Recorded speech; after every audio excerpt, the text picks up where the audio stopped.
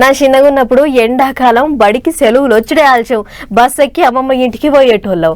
మా తాత కళ్ళు తీసేటోడు. ఇక మేము వచ్చినామని తాటి ముంజలు కోసుకొని మంచిగా రేఖలు కట్టుకొని వచ్చేటోడు ఇంటికి.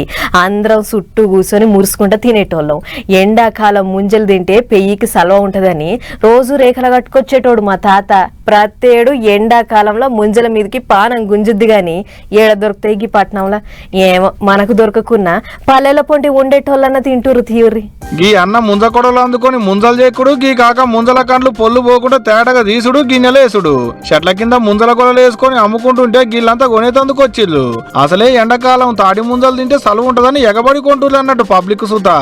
చిన్నపిల్లలు ఉన్నారన్న ఇంట్లో తినడానికి అని ఫాస్ట్ ఫుడ్ అయి పెట్టే కాడికి మంచి న్యాచురల్ గా ఉంటాయి, ప్యూర్ ఆర్గానిక్ అని పిల్లలకి తీసుకెళ్తున్నాము. అవు మరి ఎండాకాలం చిన్నపిల్లలు తింటే సల్వే మరి.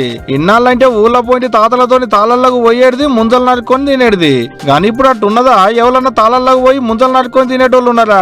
రోడ్ల మీద గిట్లా ముంజల గొడవలు వేసుకొని వస్తే ఓపికతో నిలబడి కావాల్సిన కొట్టించుకొని కవర్లు వేసుకొని పోయేటోళ్ళే అంతా. 100 రూపాయలకు డజన్నర ముంజలు ఇస్తున్నాడ మరి. ఖమ్మం జిల్లాలో చెట్ల కింద గిట్లా ముంజగొడలు వేసుకొని ముంజలు అమ్ముతుంటే ఎగబడి కొంటూరు తవ్వంట పోయేటోళ్ళు. మందులు మాకులు పెట్టేది ఉండదు, కాయలు పండ్లు అయ్యేటందుకు మాగేసేది ఉండదు. అచ్చంగా షెడ్డు మీదకించి దించుతారు కాబట్టి కాశీపడి కొంటున్నారు అన్నట్టు. గిట్లా మొన్ననే గిట్లా రోడ్డెంబడి పోతా ముంజలు చూసి ఆగి మరీ ముంజలు తిన్నాడు ఆంధ్ర సీఎం చంద్రబాబు నాయుడు సారు. ఏడాదికో పాలు దొరుకుతాయి, ఎండాకాలం ముంజలు తింటే పెయ్యికి సలవ కూడా. అందుకనే గింత కాశీ పడుతుంది అన్నట్టు పబ్లిక్.